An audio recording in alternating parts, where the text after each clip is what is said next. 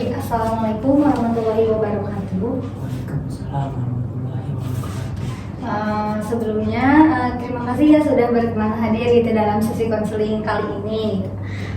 Bagaimana nih kabarnya? Alhamdulillah sehat.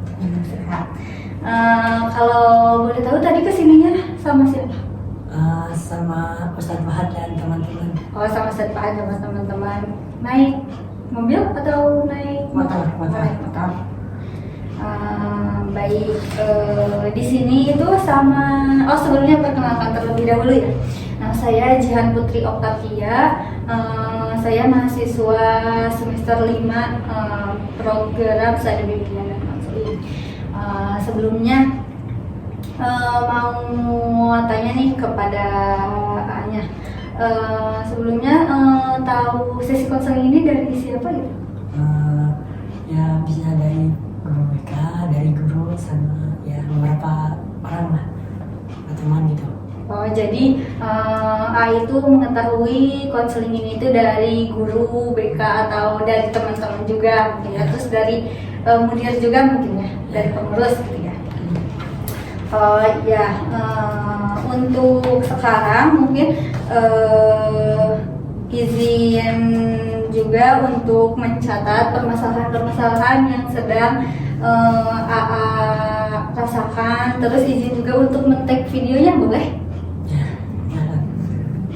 Sebelumnya saya izin untuk menjelaskan asas-asas dalam BK terlebih dahulu mungkin ya.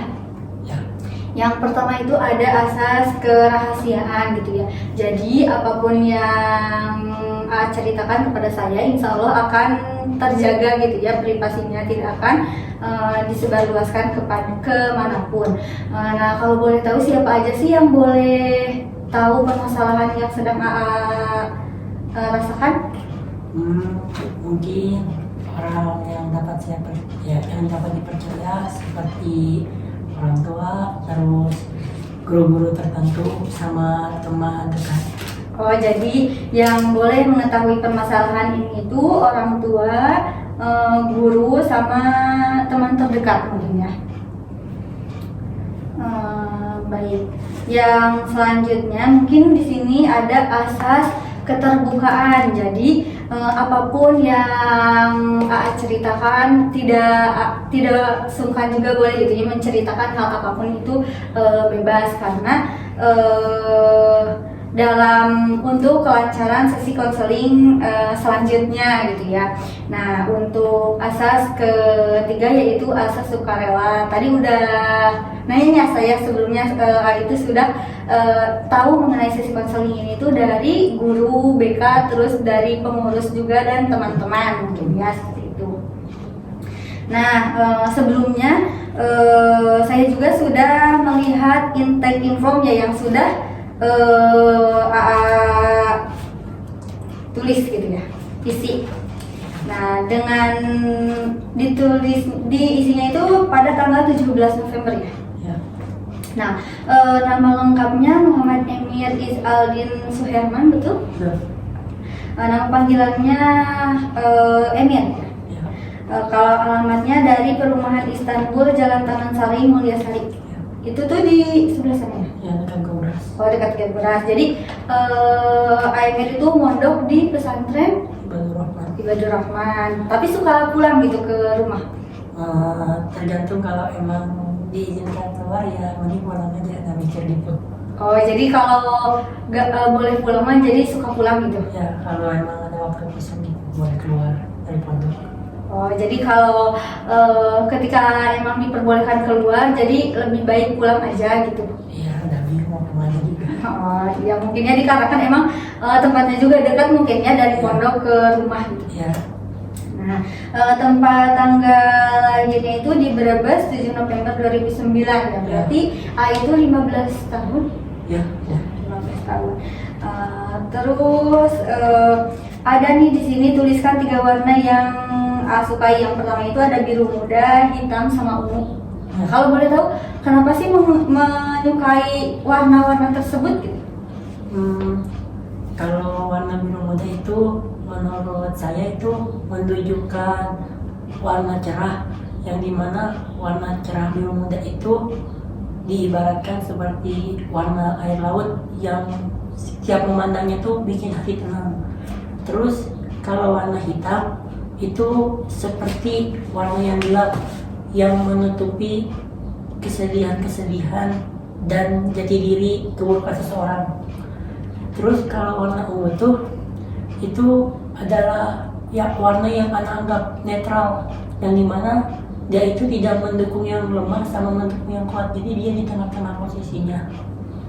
Ya baik, jadi kenapa Aemir itu memilih warna-warna tersebut karena memiliki makna tersendiri gitu ya. Kayak warna biru terlihatnya itu tenang gitu ya. Kalau warna hitam itu kayak menutupi kesedihan mungkin ya, seperti itu. Dan apabila AA itu memilih warna ungu itu karena merasa netral gitu ya. Nah, di sini juga ada 3 tempat yang Aemir sukai yang dan pernah dikunjungi, yaitu 3 tempat itu yang disukai itu merupakan rumah, bandara, dan desa. Kalau boleh tahu kenapa sih menyukai 3 tempat ini gitu? Karena kalau di rumah itu bisa melakukan aktivitas apa saja, karena di rumah itu ya tempatnya kita. Terus kalau bandara itu tempat di mana kita itu tidak akan ketemu oleh seseorang yang gimana ya guys ya, seseorang yang kita takuti gitu. Jadi bandara itu tempat umum yang dimana mereka tuh nggak punya satu sama lain, punya tujuan tersendiri bandara itu. Tapi kenapa saya milih tempat berkemah ya, karena tempat itu tenang dan berada di alam. Ya. Baik, jadi Aemir itu menyukai rumah karena emang rumah itu emang tempat kita kembali juga mungkin ya, bisa beraktivitas bebas gitu kan. Jadi rumah apalagi emang ke rumah sendiri gitu ya. Nah, kalau di bandara itu merasa tidak akan ada yang mengenal kita gitu ya, karena setiap orang yang berkunjung ke bandara itu pasti memiliki tujuan yang berbeda-beda ya. Dan memilih desa itu karena emang desa itu letaknya mungkin lebih ke sejuk, mungkinnya merasa tenang gitu yang dirasakan oleh AA. Nah, di sini juga ada 3 hobi yang ditekuni. Yang pertama itu membaca, menonton, sama menggambar. Kalau boleh tahu kenapa sih mempunyai hobi seperti itu? Mungkin kalau membaca itu emang udah dari dulu mungkin diajarkan untuk membaca gitu. Karena anak itu orangnya tuh introvert, jarang main sama teman, jadi emangnya sering di rumah. Sama kalau di pondok juga tuh lebih sering di perpus daripada main sama teman gitu. Jadi lebih sering baca buku gitu. Terus kalau menonton ya entah kenapa gitu, kalau lagi stres atau apa, nah lebih milih nonton gitu. Jadi kayak bisa bawa emosi dengan cepat gitu film tuh. Sama kalau menggambar tuh ya kalau nggak ada alat untuk nonton, biasanya kalau stres ya menggambar gitu, meluapin emosi sambil ngeluarin karya ke kertas gitu. Jadi kenapa menyukai hobi membaca buku? Karena kamu itu merasa introvert gitu ya, dibandingkan bergaul dengan orang lain, lebih baik menghabiskan waktu itu lebih banyak juga di perpus gitu ya, ketika di pesantren. Nah, untuk meluapkan emosi juga sangat bagus ya, meluapkan emosinya itu dengan cara menonton, terus menggambar juga, karena kalau menonton mungkin jadi merubah emosi kita ya. Sama juga ketika kita menggambar itu kan merupakan salah satu terapi ya yang bisa diterapkan untuk nantinya juga tidak sia-sia gitu, karena kamu itu dapat menciptakan karya mungkin ya. Nah, untuk yang selanjutnya ini ada kegiatan apa saja kah dalam kehidupan Anda yang membuat Anda larut nyaman dan damai? Yang pertama itu merenungi hidup atau mencari ketenangan, terus tidak menyia-nyiakan waktu dan mengobrol dengan teman. Kalau boleh tahu nih, kenapa sih hal ini itu membuat nyaman? Yang pertama itu merenungi hidup atau mencari ketenangan, itu seperti apa itu? Ibarat seperti ini, ketika saya stres, saya lebih memilih untuk menyendiri. Mengapa? Yang pertama saya mikir dulu, mengapa saya stres hari ini. Jadi saya merenungi kesalahan saya di mana, terus mengapa sebab akibat tuh saya pikirkan gitu. Itu alasan saya lebih milih menyendiri dulu kalau anak lagi nggak terkontrol gitu emosinya. Terus yang kedua, yang apa? Yang kedua itu tidak menyia-nyiakan waktu. Jadi saya itu lebih memilih daripada ngeluarin emosi yang nggak bisa diluapkan, saya lebih memilih untuk melakukan waktu yang produktivitas. Jadi saya lebih memilih mencari tugas atau pekerjaan untuk mengalihkan pikiran saya ke tempat tersebut. Terus yang terakhir, kenapa saya memilih ngobrol dengan teman, karena emang saya juga tuh makhluk sosial, jadi butuh teman berbicara. Jadi kadang sama teman dekat ya di waktu kosong ya di tempat sepi lah, ngobrol berdua gitu, membahas apa saja yang penting mah Bisa meluapkan emosi gitu bisa ya. meluapkan emosi gitu. Oh, jadi ketika merenungi hidup ini tuh merefleksikan, mungkin ya, merefleksikan apa kesalahan atau tuh akibatnya itu bagaimana mungkin ya, terus tidak menyia-nyiakan waktu itu. Jadi daripada berleha-leha mungkin ya, jadi mencari kesibukan dengan cara menugas atau mengerjakan apa yang harus kamu kerjakan mungkin ya. Nah terus kamu juga suka mengobrol dengan teman, mungkin semua orang juga memerlukan hal itu ya. Kalau sekarang itu mungkin lebih disebutnya itu someone to talk mungkin ya. Jadi itu juga tidak kepada sembarangan orang mungkin. Jadi mencari ketakannya itu kepada orang yang telah kamu percayai mungkin ya, seperti itu. Nah selanjutnya, di sini itu ada prestasi yang dipandang penting dalam hidup. Yang pertama itu ada ranking teratas di akademik sama aktif di pramuka. Kalau boleh tahu bagaimana sih perasaan ketika dapat mencapai prestasi-prestasi ini? Perasaannya? Yang pertama tuh bahagia, terus bersyukur masih bisa mendapatkannya, karena Anda merasa gimana ya, jadi apa yang Anda dapatkan dari orang tua itu harus ada timbal balik gitu. Jadi mereka tuh udah menyekolahkan Anda dengan mahal, jadi Anda merasa kalau di pondok leha-leha tuh asa kasihan orang tua Anda. Jadi Anda coba cari apa yang bisa Anda raih gitu buat membahagiakan mereka berdua.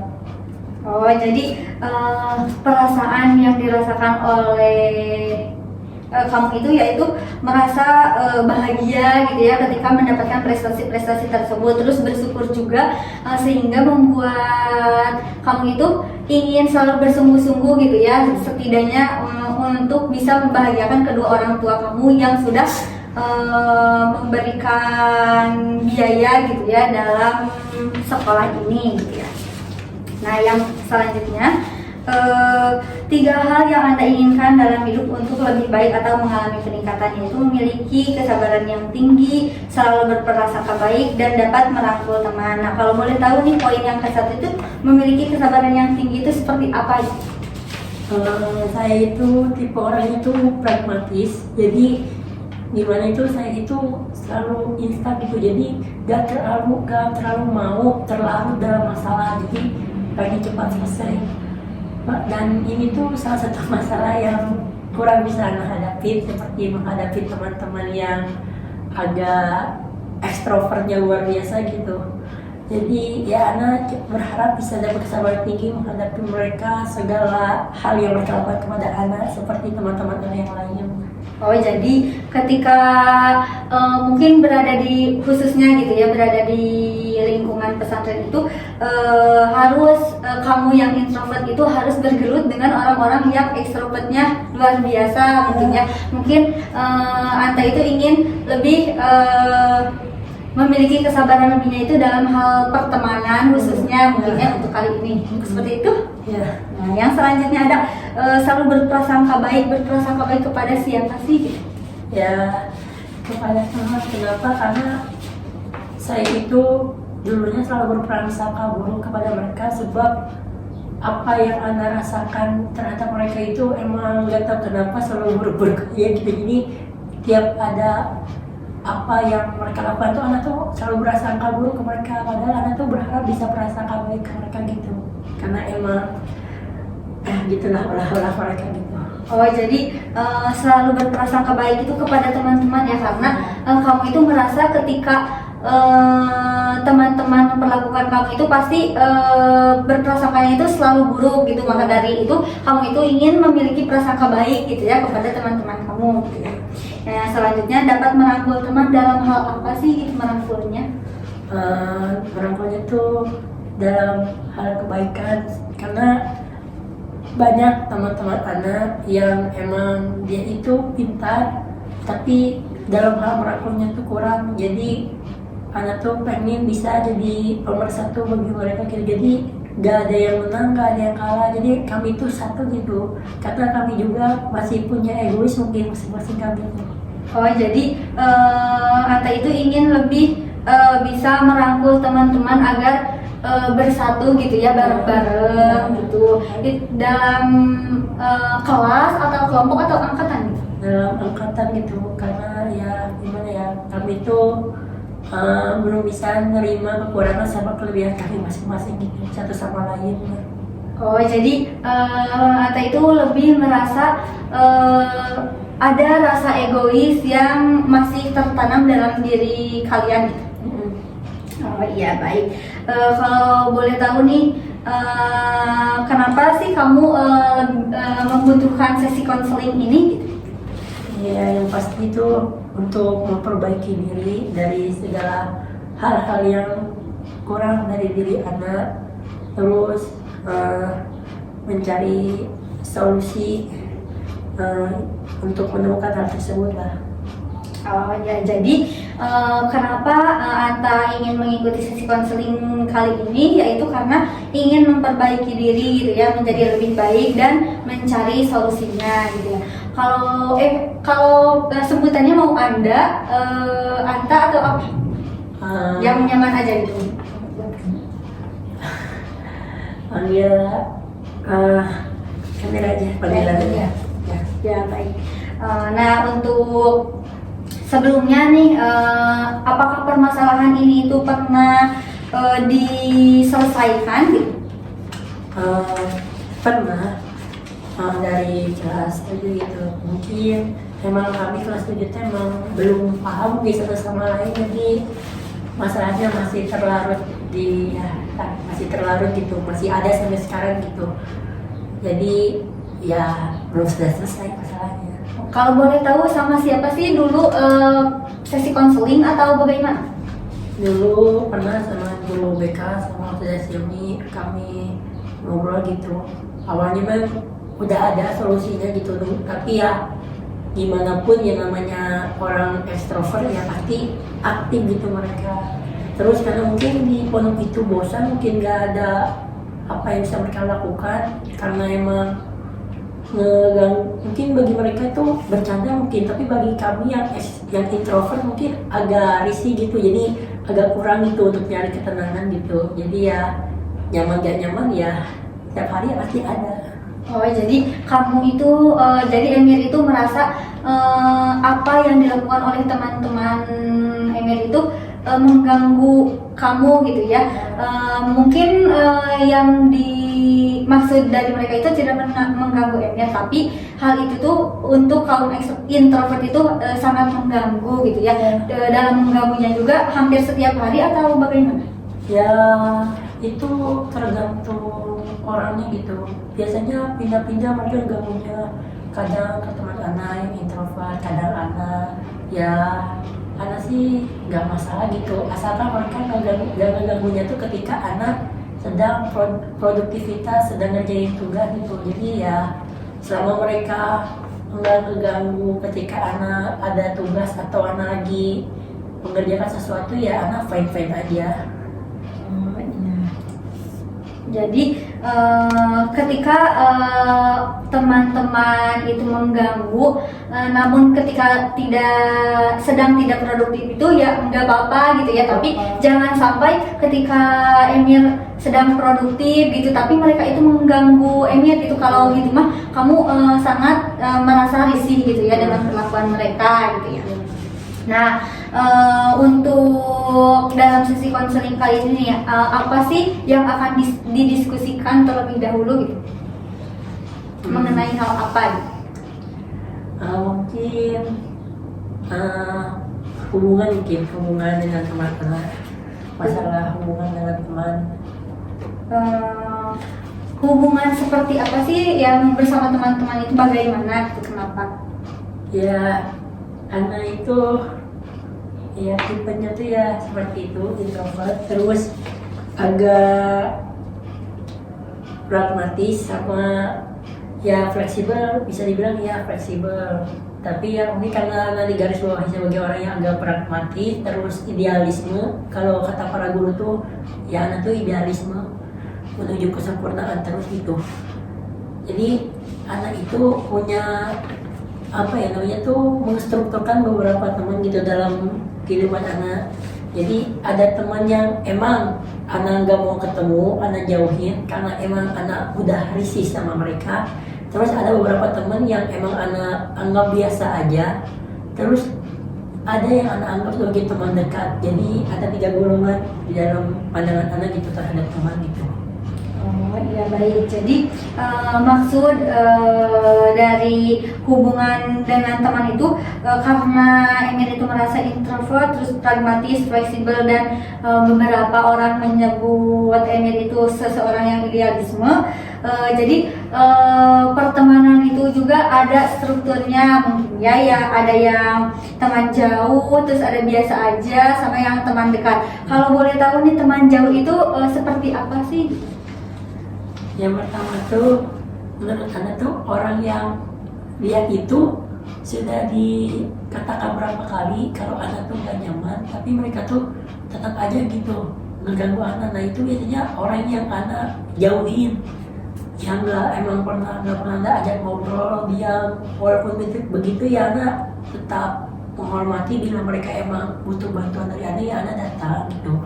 Nah, biasanya gitu yang anak teman jauh itu. Jadi mereka itu nggak paham apa yang anak inginkan, dan mereka tuh yang nggak peka-peka orangnya kayak gitu. Oh, jadi apa yang dimaksudkan teman yang dijauhin sama kamu itu orang yang lebih keke gitu ya, enggak melihat keadaan kamu ketika biasa aja atau lagi produktif. Jadi selalu memaksa kamu mungkin ya dalam situasi apapun, tidak melihat kamu sedang produktif atau merasa lagi nyantai aja gitu ya. Nah, kalau di sini juga kan ada yang teman biasa aja. Kalau yang teman biasa aja itu seperti apa sih? Itu ya seperti teman biasa, dekatnya jauh juga enggak. Jadi bisa dibilang mereka tuh orang yang netral. Paling mereka ngerti anak tuh gak mau diganggu, jadi mereka tuh datang ke anak tuh ya bila emang mereka tuh butuh sesuatu, karena ya anak juga kadang-kadang juga datang ke mereka kalau anak butuh sesuatu dari mereka. Jadi ya kami enggak nggak mempersulit hubungan kami lah, ya cuma sebatas teman biasa gitu. Oh, jadi yang dimaksud dengan teman yang biasa aja itu mungkin lebih saling mengerti, ya saling membutuhkan. Jadi simbiosis mutualismenya itu emang saling membutuhkannya itu setara gitu. Iya. Oh, jadi tidak terlalu jauh, tidak juga terlalu dekat. Jadi itu mah saling melengkapi itu, membutuhkan. Nah, kalau di sini juga ada nih teman dekat. Kalau boleh tahu teman dekatnya itu seperti apa?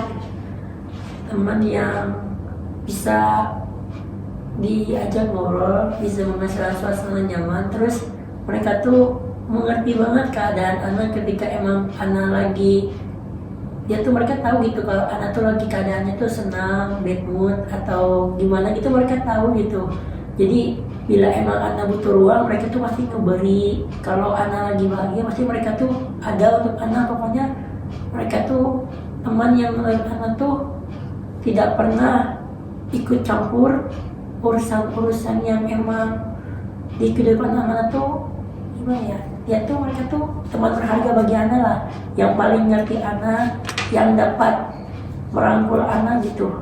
Ya mereka tuh ya cuma beberapa doang, sedikit gitu soalnya. Oh, jadi teman yang dimaksud Emir itu teman yang mempunyai hubungan dekat, terus emang saling mengerti mungkin ya. Itu pun jumlahnya itu pasti lebih sedikit dari orang-orang yang jauh atau yang biasa aja mungkin ya. Kalau boleh tahu nih, punya someone to talk atau orang yang dipercayai teman dekatnya itu berapa orang sih yang kamu punya? Mungkin yang paling itu mungkin itu 4 lah. Oh, jadi kamu itu memiliki orang emang yang sudah mengerti terus udah dekat juga sama kamu itu 4 orang. Ya. Oh iya, mungkin apakah ada yang permasalahan yang lain yang akan didiskusikan lagi? Mungkin gimana ya? Mungkin dalam hal kayak tugas kelompok mungkin Kak. Oh, tugas kelompok. Kalau boleh tahu kenapa nih tugas kelompok ini? Karena itu karena mungkin tergolong anak yang bisa dibilang ya pintar gitu. Ya, terus? Jadi mereka tuh yang emang nggak dekat sama anak atau ya teman bisa itu ada beberapa yang sering maksain kalau tugas kelompok tuh suruh cepat gitu ya, soalnya ada juga agak nggak nyaman diajarin tugas tuh, dan padahal waktu itu masih lama gitu. Ada tuh sempat emosi tuh mau meledak gitu gara-gara terlalu ditekankan sama mereka ya, karena emang gak tau kenapa mereka tuh buru-buru terus gitu kalau ngerjain tugas, dan padahal yang ngerjain cuma anak sorangan. Jadi ya santai weh, dan ngejar apa dalam pikiran anak tuh, mau marah gitu, tapi udah kata anak tuh udah gak kuat marah-marah juga mikirnya gitu anak tuh.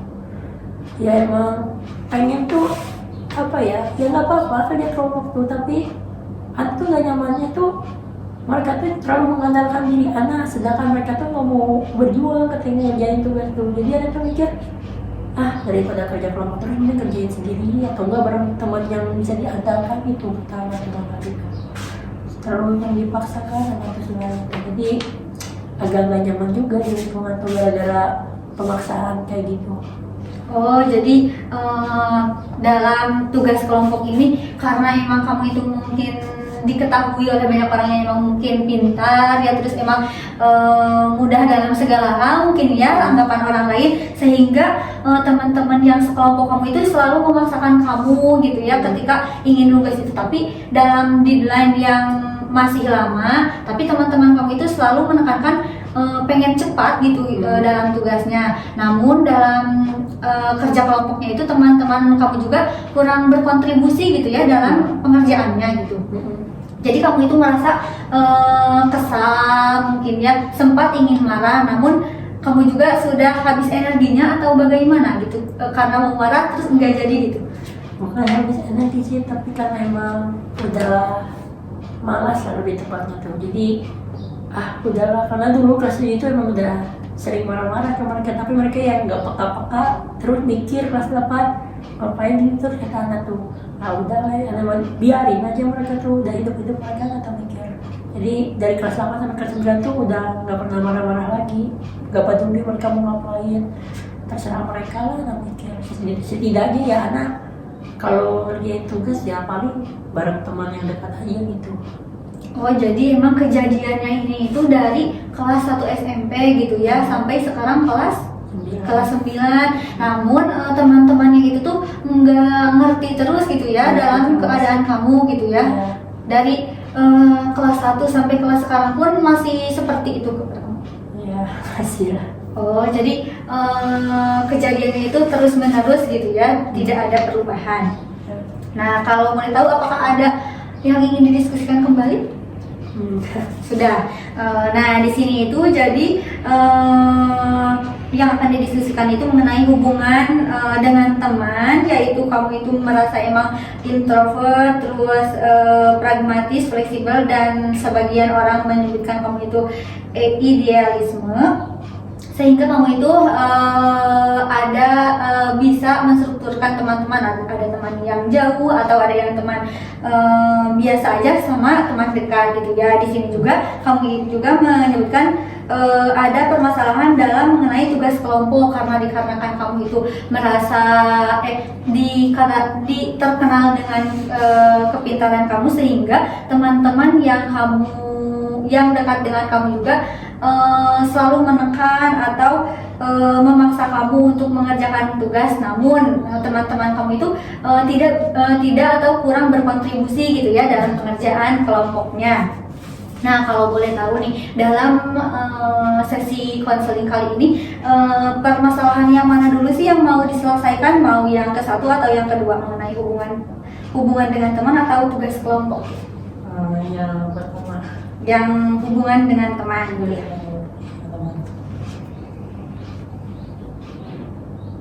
Nah, kalau boleh tahu nih, tujuan yang ingin dicapai dalam sesi konseling kali ini tuh apa sih mengenai hubungan dengan teman itu? Ya, kali yang ingin dicapai itu mampu ya fleksibel lah terhadap tipe orang yang ekstrovert, terus ya apa ya, tidak terlalu terguncang lah mentalnya kalau ketika lagi ada suatu masalah gitu. Paling kedua itu. Jadi tujuan yang ingin dicapai dalam sesi konseling kali ini tuh mampu fleksibel dalam terhadap teman yang ekstrovert, mungkin lebih fleksibel di sini tuh bagaimana gitu? Mampu menyesuaikan atau beradaptasi dengan mereka yang ekstrovertnya tuh aktif paling banyak gitu. Jadi di sini tuh kamu itu dapat mampu menyesuaikan terhadap teman-teman yang ekstrovert yang mungkin lebih ke yang mengganggu kamu gitu ya, dan tidak terguncang mental kamu ketika apa gitu. Ya, ketika menghadapi suatu masalah yang tidak bisa diterapkan. Jadi tidak terguncang mentalnya ketika menghadapi permasalahan gitu ya, seperti itu. Ya. Nah, di sini ada skema kognitif ya.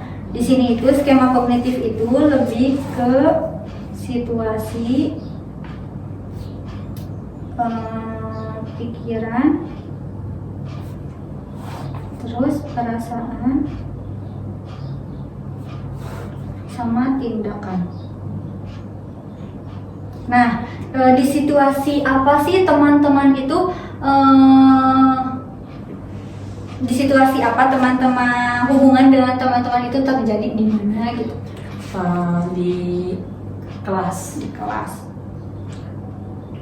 Lalu pikiran apa sih yang terjadi ketika teman-teman kamu seperti itu? Ya itu jadi ya pasti ada ingin maunya gitu. Oh, jadi pikiran yang kamu rasakan itu ketika di kelas teman-teman itu pasti ingin ada maunya gitu ya. Nah, ketika situasi di kelas terus pikiran kamu itu ada maunya kepada teman-teman itu, apa sih yang kamu rasakan gitu? Ya kadang jengkel. Nah, lalu ketika di situasi di kelas terus pikirannya itu ingin ada maunya, perasaannya jengkel, lalu tindakan apa sih yang kamu lakukan kepada teman-teman itu? Memberi apa yang mereka inginkan, terus biarkan anak sendiri. Memberikan apa yang mereka inginkan. Terus biarkan anak sendiri. Jadi kamu itu lebih menyendiri seperti itu atau bagaimana? Karena itu bisa dibilang emang introvertnya lebih banyak, tapi anak tuh bisa dibilang tuh ambivert, jadi bukan ekstrovert, bukan introvert. Kalau dilihat hasilnya gitu kan, pernah ikut ke psikotes ya. Iya. Jadi bisa dibilang anak tuh emang orangnya tuh introvert, tapi kalau perkenalan anak tuh bisa langsung memperkenalkan duluan terus aktif gitu. Jadi bisa dibilang ya introvert tapi aktif lah hidupnya. Jadi ketika situasi di kelas, pikiran kamu ketika ada teman-teman itu ingin ada maunya dan perasaan itu jengkel, tindakan yang kamu lakukan itu memberikan mereka apa yang mereka inginkan dan lebih ke menyendiri gitu ya. Apakah hal ini itu tindakan yang positif atau negatif?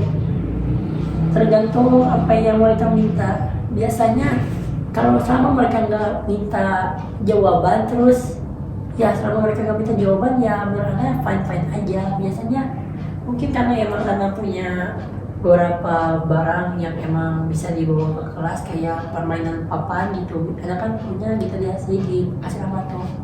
Jadi biasanya mereka tuh cuma pinjam permainan papan. Selama mereka nggak minta jawaban ya anak aman-aman aja lah. Oh iya. Nah, ketika situasi ini nih ingin dirubah ke yang positif ketika di kelas, pikiran yang ingin Emir rasakan itu bagaimana sih pikiran yang ingin dipikirkan oleh Emir? Ya, pikiran anak bila di kelasnya apa ya bisa pengen diubah tuh seperti semuanya baik-baik saja lah. Jadi semuanya baik-baik saja. Lalu ketika situasi di kelas terus pikirannya ingin semua baik-baik saja, apa sih yang akan dirasakan oleh kamu? Ya tenang, senang. Ya tenang sama senang. Lalu ketika situasi di kelas pikirannya itu merasa semuanya baik-baik saja dan perasaannya itu senang dan tenang, lalu tindakan apa sih yang akan kamu lakukan? Ya tindakan ya gimana ya maksudnya kalau tindakan tuh mungkin lebih terbuka lah. Oh, jadi lebih terbuka gitu ya. Jadi ya nggak terlalu tertutup, jadi teman-teman teh nggak merasa diganggu lah anak tuh sama mereka tuh. Oh, jadi kamu itu ingin mereka juga mengerti posisi kamu ketika kamu emang lagi serius sama emang lagi santai gitu ya. Nah, lalu jadi skema yang negatifnya itu ketika kamu di kelas terus pikiran yang dilakukan oleh teman-teman kamu itu ingin ada maunya, terus perasaan yang kamu rasakan itu jengkel, dan tindakan yang kamu lakukan itu memberikan yang mereka mau gitu ya, dan kamu juga suka menyendiri gitu ya akhirnya, dan diubahlah ke yang positif. Jadi ketika situasi kamu di kelas pikirannya itu ingin semuanya itu baik-baik saja gitu ya, dan perasaannya itu merasa kamu itu lebih tenang dan senang, dan tindakan yang dilakukan itu lebih ke terbuka, tidak tertutup, dan teman-teman itu dapat mengerti apa yang kamu lakukan gitu ya.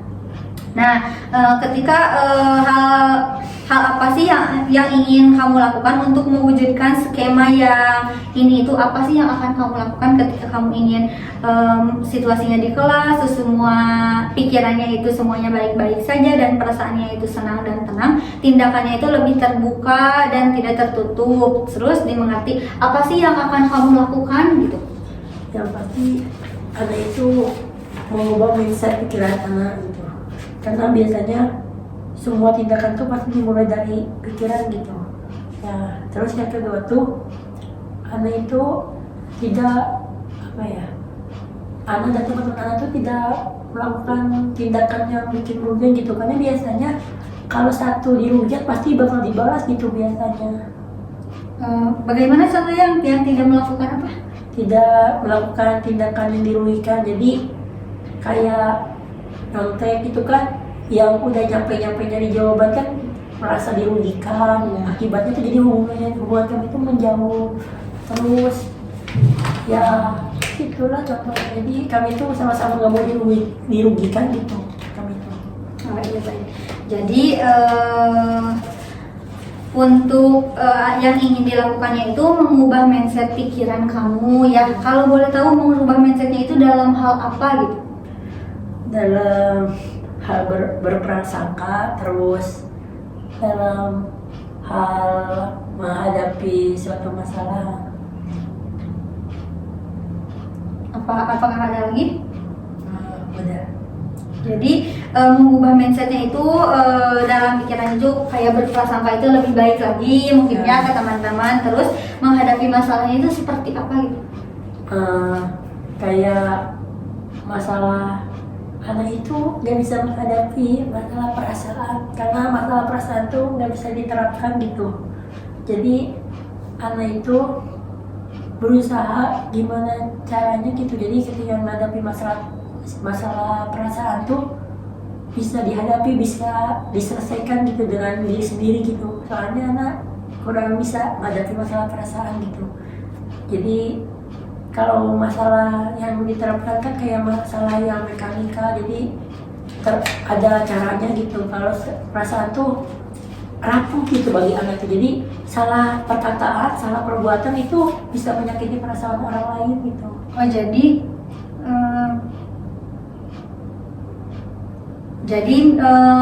menghadapi masalah perasaannya itu kayak perbicaraan orang lain mungkin ya ke kamu yang dapat membuat kamu itu sakit hati mungkin ya seperti itu.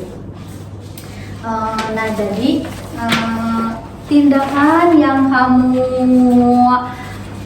ingin kamu lakukan untuk mewujudkan skema kognitif yang positif itu tuh lebih ke mengubah mindset pikiran, yaitu berprasangka dan menghadapi masalah perasaan. Masalah perasaannya itu dalam ucapan orang lain ketika orang lain menyakiti perasaan kamu gitu ya, dan tidak melakukan tindakan yang merugikan. Contohnya itu teman kamu mencontek, kalau boleh tahu kan itu tidak melakukan tindakan yang merugikan, contohnya itu seperti apa gitu? Ya gimana ya, ketika pembagian tugas kami tuh mau sama rata, jadi nggak ada yang santai, nggak ada juga yang terlalu serius. Ya kami juga yang manusia pengen tenang juga gitu, pengen santai juga. Jadi kayak nggak adil gitu kalau cuma kami yang mengerjakan, mereka tinggal jiplak pasang gitu kan. Bisa gimana gitu? Oh jadi tidak melakukan tindakan yang merugikan itu contohnya berarti sama kayak yang masalah kerja kelompok mungkin ya seperti itu. Iya. Jadi ketika kerja kelompok itu inginnya itu dibagi-bagi sama rata gitu ya, tidak dikerjakan oleh kamu sendiri gitu ya, sehingga teman-teman kamu itu selalu menekankan cepat gitu ya mengerjakan tugas itu, padahal kan mereka itu tidak berkontribusi ya dalam mengerjakannya gitu. Jadi ingin tidak melakukan tindakan itu, jadi lebih menyamaratakan ketika kerja kelompok mungkin ya seperti itu.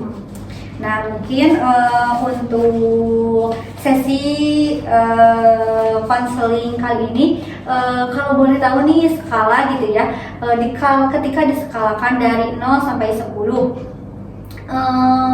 skala 0 itu sangat membutuhkan, kalau 10 itu tidak membutuhkan sesi konseling, ada di skala berapa gitu? 4.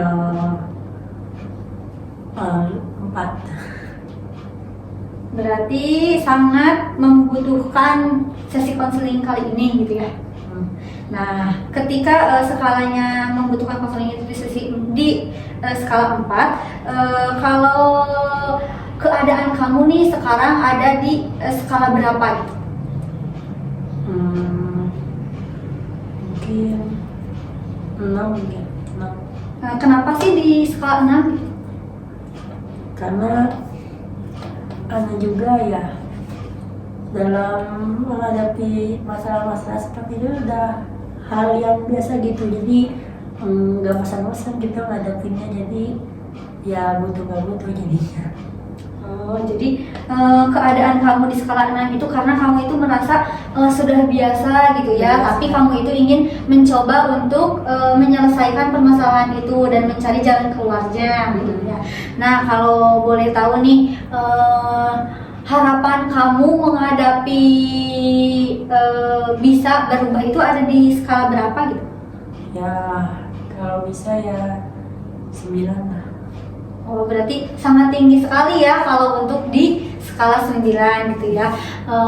Mudah-mudahan apa yang kamu inginkan dalam sesi konseling kali ini saya dapat membantunya gitu ya, untuk membantu untuk membantu keluar dari permasalahan yang kamu rasakan. Sebelumnya juga terima kasih gitu ya sudah mempercayai saya untuk membantu permasalahan yang sedang kamu alami gitu ya. Nah, untuk untuk sesi ini mungkin dicukupkan sekian. Kalau apakah ada pertanyaan terlebih dahulu? Enggak, terima kasih. Nah, kalau perasaannya nih ketika mengikuti sesi konseling pertama ini bagaimana? First impression-nya? Ya cukup lega, cukup merasa lapang gitu. Jadi ada teman bicara gitu. Jadi sedikit ada rasa lega gitu ya, terus memiliki teman untuk berbicara gitu ya. Nah, apakah sudah mulai merasa ada perubahan selain lega atau apa? Mungkin lebih tenang mungkin karena emang bebannya tuh rasa lepas gitu, jadi lebih ringan gitu sekarang tuh. Jadi kamu itu ketika sudah melakukan sesi konseling ini lebih merasa ringan, terus merasa tenang gitu ya, karena bisa meluapkan mungkin ya permasalahan yang sedang kamu alami sekarang. Nah, mungkin untuk di sesi selanjutnya di sini ada homework ya. Nanti kamu isi ini di sini untuk pertemuan selanjutnya. Apakah ada yang ingin ditanyakan terlebih dahulu tuh?